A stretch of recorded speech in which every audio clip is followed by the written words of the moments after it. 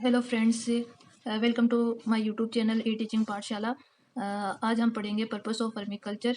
इससे पहले आप आई बटन पे क्लिक करके वर्मी कल्चर पार्ट फर्स्ट को देखिए, जिसके अंदर मैंने जो वर्मी कल्चर की डेफिनेशन, क्लासिफिकेशन और टाइप्स ऑफ अर्थवर्म के बारे में बताया है। फिर उसके बाद में आप ये वाला वीडियो देखिए जिससे आपको अच्छे से समझ में आएगा।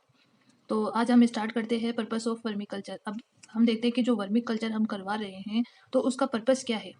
तो इसके लिए हम देखते हैं कि फर्स्ट पॉइंट हम देखते हैं कि जो अर्थवर्म होता है फीड करता है वेस्ट ऑर्गेनिक मैटर को और and break them into small compounds को। यानी जो अर्थवर्म होता है उसका फीड होता है वेस्ट ऑर्गेनिक मैटर, यानी ऑर्गेनिक जो मैटर होता है वो अर्थवर्म का फीड होता है। वो क्या करता है कि जो ब्रेक ब्रेक करवाता है इनटू स्मॉलर कंपाउंड्स के अंदर, यानी जो ऑर्गेनिक मैटर होता है उसको वो खाता है और खाने के बाद में उसको ब्रेक डाउन कर देता है स्मॉलर कंपाउंड्स के अंदर। This facilitate faster decomposition. ये क्या होता है कि फास्टर डिकम्पोजिशन है, यानी हम ये भी बोल सकते हैं फैसिलिटेट है faster decomposition bye allowing micro organism. यानी जो क्या करता है, जो माइक्रो जो ऑर्गेनिज्म होते हैं जो सॉइल के अंदर होता है वो क्या करता है ईजिली ब्रेक डाउन करवाता है दिस ऑर्गेनिक मैटर का एंड प्रोड्यूस करवाता है न्यूट्रिएंट्स के अंदर। जो फास्ट डिकम्पोजिशन होता है वो फैसिलिटेट ही रहता है। जो माइक्रो ऑर्गेनिज्म होता है उसको अलाउ करता है कि भाई तुम जो ऑर्गेनिक मैटर्स है उसको इजीली ब्रेक डाउन कर दो किसके अंदर, न्यूट्रिएंट्स के अंदर। अब हमारे पास आ गया न्यूट्रिएंट्स। हम न्यूट्रिएंट्स होते हैं, जो न्यूट्रिएंट्स होते हैं वो प्रोड्यूस होते हैं बाय सोइल माइक्रो ऑर्गेनिज्म। यहाँ पर हमने माइक्रो ऑर्गेनिज्म की बात की थी, वो किसके अंदर रहती है, सोइल के अंदर। अब ये जो न्यूट्रिएंट्स है कौन प्रोड्यूस किया, जो सोइल माइक्रो ऑर्गेनिज्म थे उन्होंने प्रोड्यूस किया और make the soil more fertile for plants. और उन्होंने क्या किया, जो माइक्रो ऑर्गेनिज्म ने जो सोइल थी उसको और ज़्यादा फर्टाइल किया किसके लिए, प्लांट्स के लिए, ताकि प्लांट्स की जो ग्रोथ है वो आराम से होती रहे। फिर उसके बाद में नेक्स्ट पॉइंट देखते हैं कि जो वर्मी कल्चर के लिए रिक्वायर्ड होती है अराउंड 1000 से 1200 अर्थवर्म्स की break down approximately 1 kg of organic matter. यानी 1 kg ऑर्गेनिक जो मैटर है उसके लिए हमें लगभग या अप्रोक्सीमेटली कितनी होती है, 100 से 12,000 अर्थवर्म की रिक्वायरमेंट होती है। नेक्स्ट पॉइंट देखते हैं कि earthworm help farmer in several ways. यानी कि जो अर्थवर्म होते हैं जो फार्मर्स की बहुत से वेज के अंदर होता है, हेल्प करते हैं। जैसे लाइक अगर हम बात कर ले हेडिंग और मिक्स सॉइल मेकिंग, यानी कि जैसे मान लेते हैं कि यहाँ पर लैंड है, लैंड के नीचे देखिए इस तरह से क्या होती है जो सॉइल है, ठीक है। अब यहाँ पर सॉइल है तो अर्थवर्म होता है, जैसे ही जो सॉइल है उसके अंदर आता है तो वो क्या करता है सॉइल के अंदर जितने भी जो ऑर्गेनिक जो मटेरियल होता है उसको क्या करता है फीड करेगा। फीड करने के बाद में ये पीछे से क्या करेगा, जो इसका जो वेस्ट होगा वो जो वर्मी कंपोस्ट होता है उसको क्या करेगा, एक्सक्रीट करेगा। तो इस तरीके से ये जो ज़मीन है अपनी जो सॉइल है उसके अंदर, ज़मीन में सॉइल के अंदर इस तरीके से ये क्या करेगा, वर्मी कंपोस्ट को खाता हुआ क्या करेगा, जो ज़मीन है जो सॉइल है उसकी बाहर की तरफ चला जाएगा।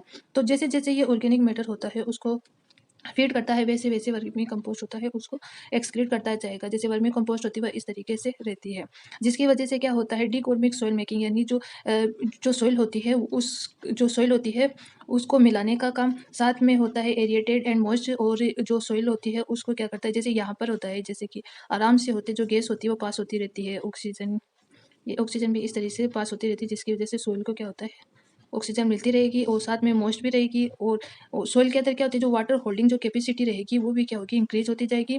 और इट आल्सो इंक्रीज फर्टिलिटी, और ये तो पता है ये कि जो सॉइल की जो फर्टिलिटी होती है वो भी क्या होगी, इंक्रीज होती जाएगी। तो जैसे ही ये जो अर्थवर्म होता है वो अपना एक्सक्रीट जो निकालता है बॉडी से, जो वर्मी कंपोस्ट के फॉर्म में होता है, वो इस तरीके से एयर भी मिलती रहेगी और जो सॉइल होती है वो भी मिक्स होती रहेगी। जैसे ऊपर नीचे की जो सॉइल होती है वो मिक्स होती रहेगी, उसको एरिएशन भी होगी, मॉइस्ट भी मिलेगी, वाटर होल्डिंग की कैपेसिटी भी रहेगी और जो सॉइल की फर्टिलिटी क्या होगी, इंक्रीज हो जाएगी। अब नेक्स्ट पॉइंट में देखते हैं जो न्यूट्रिएंट रिच ह्यूमिड जो सॉइल होती है, हमें इस तरीके से हमें जो न्यूट्रिएंट रिच जो ह्यूमिड जो सॉइल होती है वो मिली है। डेट प्रमोट प्लांट ग्रोथ, ये क्या करती है, प्लांट की ग्रोथ करवाती है, क्योंकि हमें पता है ये हम क्या करते हैं खाद के फॉर्म में यूज़ करते हैं और प्लांट को क्या करें, जो प्लांट की ग्रोथ के लिए क्या होती है बहुत ही ज़्यादा हेल्पफुल रहती है। This is earthworm are called farmers friends, इसलिए अर्थवर्म होते हैं उसको फार्मर्स फ्रेंड्स बोलते हैं, या किसानों का दोस्त बोलते हैं। नेक्स्ट टॉपिक में हम देखते हैं requirement for vermi culture. First जो रिक्वायरमेंट होती है ऑर्गेनिक मटेरियल्स होते हैं, दूसरे होते हैं अर्थवर्म्स होते हैं। ये अर्थवर्म्स के अंदर कौन सी जो स्पीसीज होती है हम यूज़ करेंगे।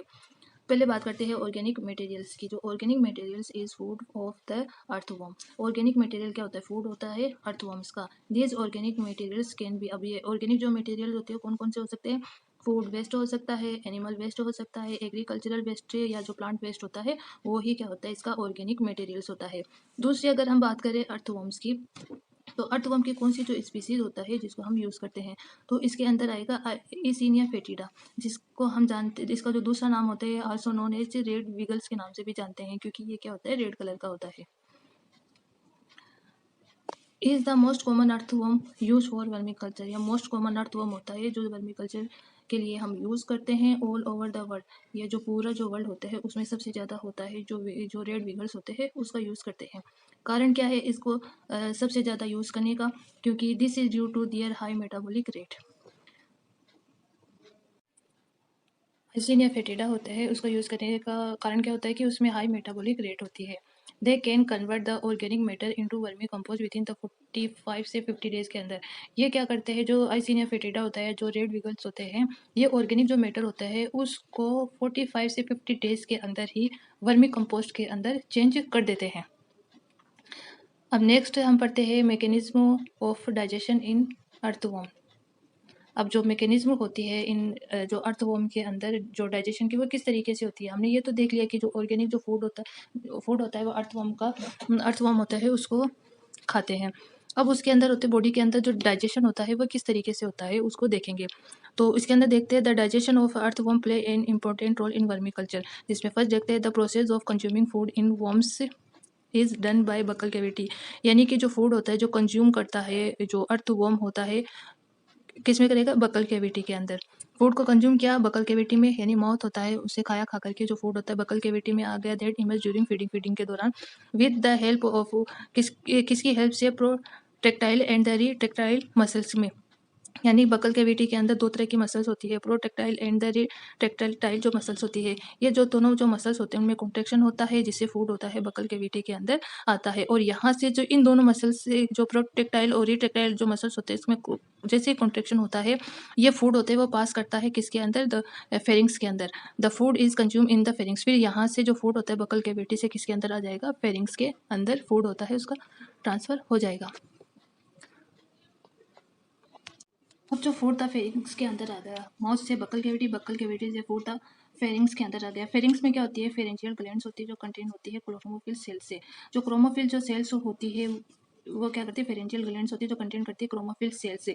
Where the saliva is produce, जो क्या करती है? जो सलाइवा को प्रोड्यूस करवाती है। अब जो क्रोमोफिल जो सेल्स होती है उसने सलाइवा को क्या करवाया? प्रोड्यूस करवाया। अब जैसे ही सलाइवा प्रोड्यूस हो जाता है तो सलाइवा में क्या होता है? म्यूसिन होता है। सलाइवा क्या कंटेन करता है? म्यूसिन को करता है, जो क्या करेगा? सॉफ्टन फूड, यानी जो फूड होता है उसको सॉफ्ट करेगा। और साथ ही सलाइवा में पाया जाता है प्रोटीज पाया जाता है जो करेगा convert protein into amino acid, और ये क्या करेगा? जो प्रोटीन को अमाइनो एसिड में चेंज कर देगा। कौन? प्रोटीज। नेक्स्ट पॉइंट में देखते हैं the next region where is the food is pass the known as gizzard. अब यहाँ से क्या हुआ? फेरिंग से किसके अंदर जाएगा? बकल कैविटी से फेरिंग से किसके अंदर चला जाएगा? जो फूड पास हो जाएगा गिजार्ड के अंदर। गिजार्ड के अंदर क्या होता है? जो फूड के जो पार्टिकल्स होते हैं वो कन्वर्ट होते हैं इनटू फाइन सब्सटेंस के अंदर, और ये जो फाइन जो सब्सटेंस के अंदर कैसे कन्वर्ट हुआ? इसमें कॉन्ट्रेक्शन होता है ऑफ द गिजार्ड मसल, यानी जो गिजार्ड जो मसल्स होते हैं वहाँ पर जो फूड होता है उसकी क्या होती है? ग्राइंडिंग होती है, यानी अच्छे से उसको क्या कराया जाता है? पीसा जाता है फूड को गिजार्ड के अंदर। और गिजार्ड से जो फूड और ये कौन करेगा? जो गिजार्ड की जो मसल्स होती है उसमें कॉन्ट्रेक्शन होता है जिसकी वजह से फूड होती है उसकी अच्छे से ग्राइंडिंग हो जाती है, उसकी अच्छे से पिसाई हो जाती है। फिर यहाँ से क्या करेगा? जो गिजार्ड से जो फूड होता है किस में जाएगा? इंटेस्टाइन में। नेक्स्ट पॉइंट में हम देखते हैं कि जो फूड गिजार से किस में आता है? इंटेस्टाइन में। इंटेस्टाइन में क्या होते हैं? मेनी इंटेस्टाइन एंजाइम्स होते हैं, लाइक प्रोटीज होता है, एमाइलेज होता है, सेलुलोज, काइटिनेज, लाइपेज होते हैं। ये क्या करते हैं? Help in the digestion process. ये सारे एंजाइम्स होते हैं डाइजेशन प्रोसेस में हेल्प करते हैं for breaking down various nutrients के अंदर, या जो ब्रेक डाउन करते हैं ऑर्गेनिक जो मटेरियल होता है उसको न्यूट्रिएंट्स के अंदर। फिर उसके बाद में क्या होता है? नेक्स्ट पॉइंट होता है दियर डिस्चार्ज मटेरियल इज गुड। अब क्या होता है कि जैसे ही डाइजेशन हो गया अनस से रेक्टम, रेक्टम से सॉरी इसे इंटेस्टाइन से रेक्टम के बाद में जैसे फूड अनस में होता है तो वो जो अर्थवर्म होता है वो एक्सक्रीट करता है अपने वेस्ट को, तो वो किस फॉर्म में होगा? वर्म कास्टिंग या वर्मी कास्ट के फॉर्म में होगा। It is rich in numerous minerals, और इस वर्मी कास्ट के अंदर बहुत सारा क्या होते हैं? न्यूमरस या बहुत सारे क्या होते हैं? मिनरल्स होते हैं जिसको हम क्या करते हैं? That can be easily use by plants, और प्लांट्स के लिए हम क्या करते हैं, ईजिली इसका यूज़ कर सकते हैं, जिससे प्लांट की ग्रोथ होती है वो आराम से होगी। अब हम देखते हैं कि जो डाइजेशन होता है अर्थवॉर्म में किस तरीके से होता है। जैसे यहाँ पर जो माउथ होता है, माउथ से क्या होता है, जो ऑर्गेनिक मटेरियल होता है माउथ से बकल कैविटी में आएगा। बकल कैविटी के अंदर जो दो तरह की जो मसल्स होती है, प्रोटेक्टाइल और रिट्रेक्टाइल जो मसल्स होती है, उनमें कॉन्ट्रेक्शन होगा। कॉन्ट्रेक्शन के बाद में क्या होता है, जो फूड फेरिंग्स में आ जाएगा। फेरिंग्स के अंदर आने के बाद में यहाँ पर फेरेंजियल ग्लैंड्स होती है, जो कंटेन करती है क्रोमोफिल सेल्स, और वो क्या करती है, स्लाइवा को प्रोड्यूस करती है। स्लाइवा में होता है म्यूसिन, होता है प्रोटीज होता है। म्यूसिन होता है वो फूड को सॉफ्ट बनाएगा। प्रोटीज होगा जो प्रोटीन को अमाइनो एसिड के अंदर कन्वर्ट करेगा। फिर यहाँ से जो फूड होते हैं वो पास होगा ईसोफेगस के अंदर, और ईसोफेगस के बाद में जो फूड होता है वो क्लोथ के अंदर आकर इकट्ठा हो जाएगा। जिसे फूड क्रॉप में आकर इकट्ठा हो जाएगा, उसके बाद में जो फूड होता है गिजार्ड के अंदर जाएगा। गिजार्ड के अंदर होती है, गिजार्ड मसल्स होती है, उनमें कॉन्ट्रैक्शन होता है, और जो फूड होती है उसकी अच्छी से ग्राइंडिंग हो जाती है, अच्छी से पिसाई हो जाती है। फिर उसके बाद में फूड होता है पास होता है इंटेस्टाइन में। इंटेस्टाइन में बहुत सारे एंजाइम्स होते हैं, like protease, amylase, cellulase, chitinase और लैपेज। ये जो एंजाइम्स होते हैं ये डाइजेशन की प्रोसेस को करवाते हैं, और ऑर्गेनिक जो मटेरियल होता है उसको न्यूट्रिएंट्स के अंदर चेंज कर देते हैं। और साथ में यहाँ पर कुछ माइक्रोबियल जो माइक्रोब्स भी होते हैं, जो माइक्रोबियल प्रोसेसिंग करवाते हैं। अब यहाँ से जो फूड होता है वह आगे की तरफ से होता हुआ एक्सक्रीटिव फॉर्म में अनस से निकलता है, और ये अनस से जो वेस्ट निकलता है वही क्या होती है, वर्मी कास्टिंग होती है, वर्मी कास्ट होती है, जो अनस के थ्रू क्या क्या की जाती है, इजेक्शन कर दी जाती है, यानी बॉडी से बाहर कर दी जाती है। यही जो इजेक्शन की हुई जो वर्मी कास्टिंग होती है, जो हमारे लिए बहुत ज़्यादा हेल्पफुल होती है, और यही होते हैं जो खाद के फॉर्म में, वर्मी कास्ट के फॉर्म में प्लांट की ग्रोथ के लिए यूज़ की जाती है। जैसे गट ऑफ अर्थवर्म डायग्राम है।